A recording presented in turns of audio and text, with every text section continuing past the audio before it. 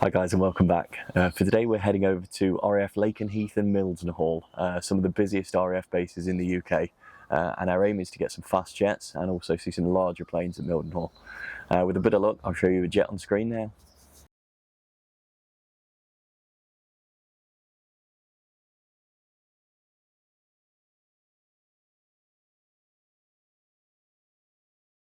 So it took about two and a half hours to get down to Lakenheath from me in Derbyshire.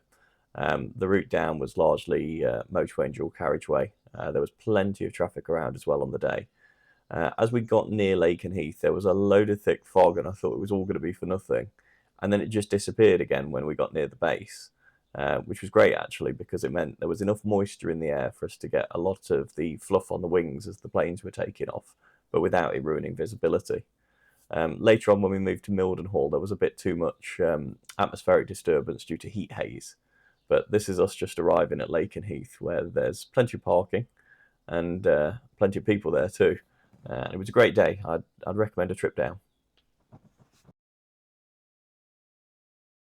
So for today's video, the lens of choice was the Canon 100-500. This is becoming the de facto lens for people to use at air shows and RF bases. It's so convenient because it weighs very little.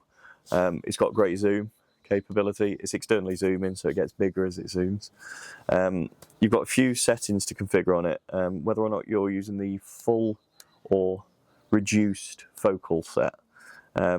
So you can allow it to focus from 3 meters onwards to infinity, which is useful for planes, so it's not hunting around in the near ground.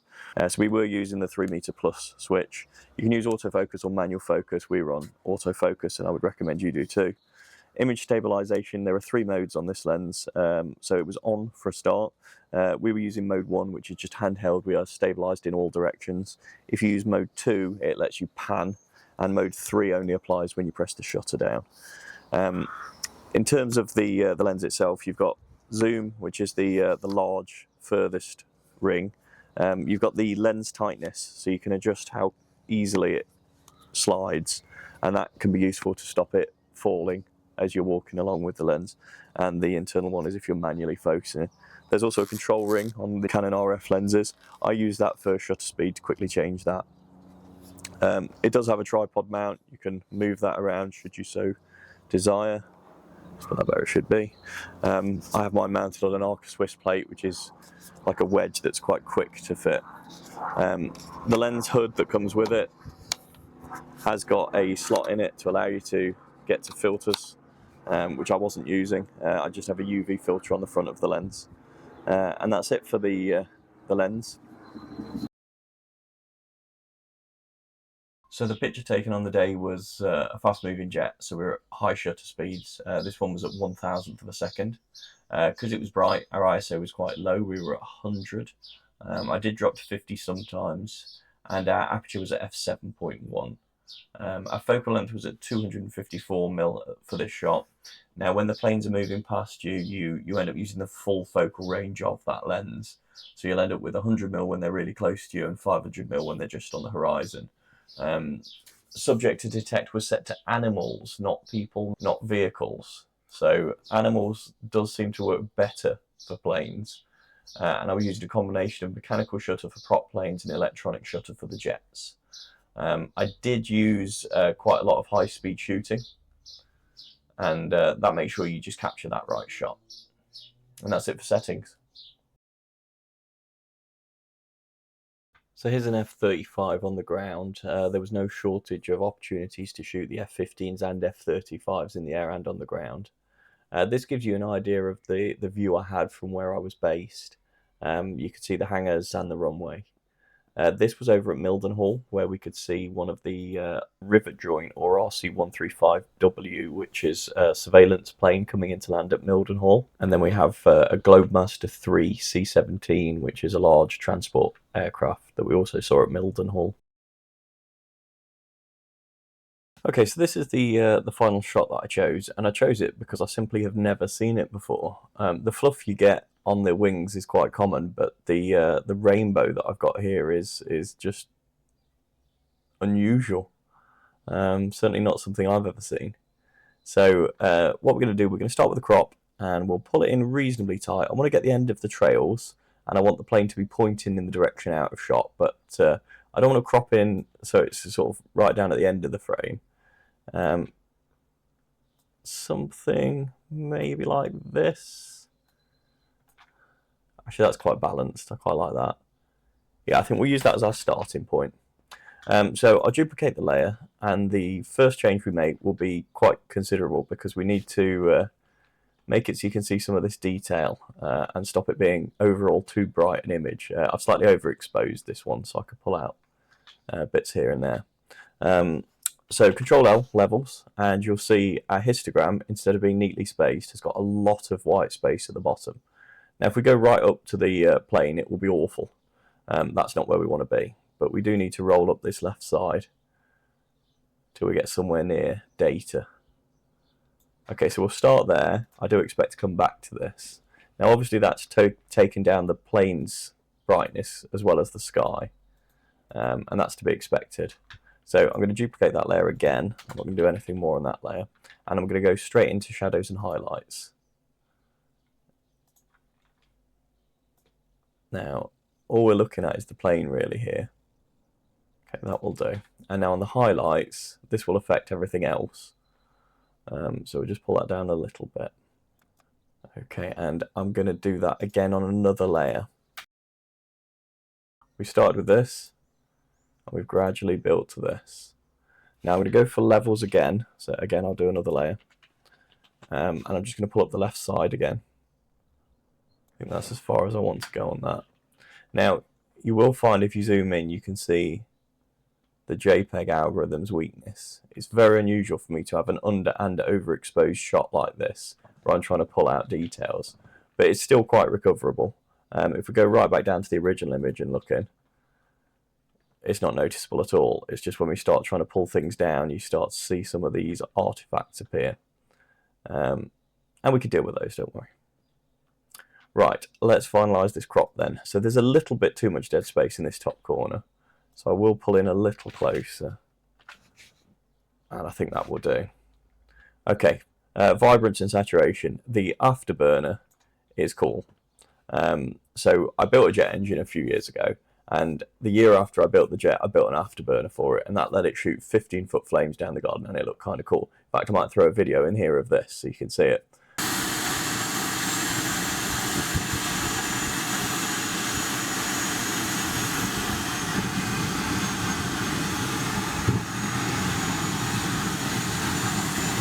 I like afterburners, so I want to make the most of that.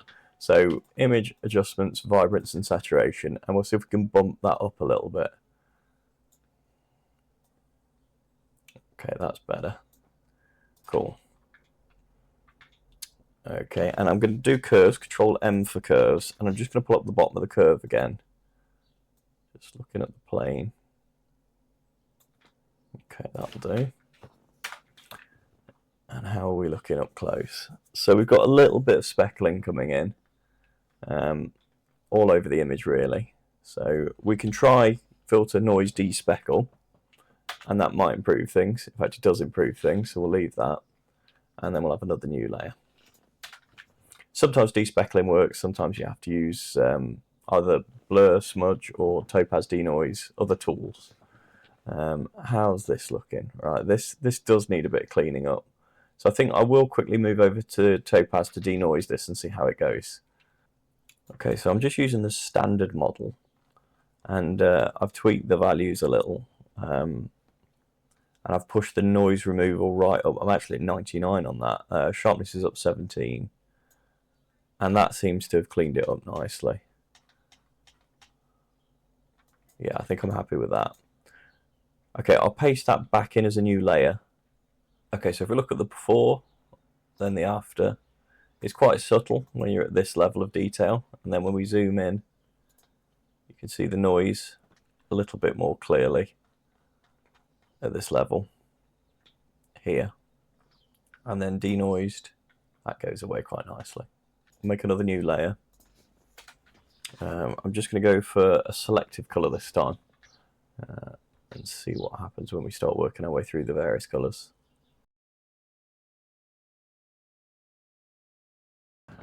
Okay, so before and after, just a little bit of a colour tweak there. Create another layer. Okay, I'm just going to smooth out these colour bands a little bit. Okay, we'll go to smudge. Now this is one we have to be really careful with because it can be very aggressive. So I'm going to use a large brush and a low strength, some at 5% strength with, and I'll go maybe about 700-800 pixels. So I'm just clicking and moving the mouse a small amount. And it will just blur the colours together a little bit. We've got very low strength, so it's not going to ruin the image.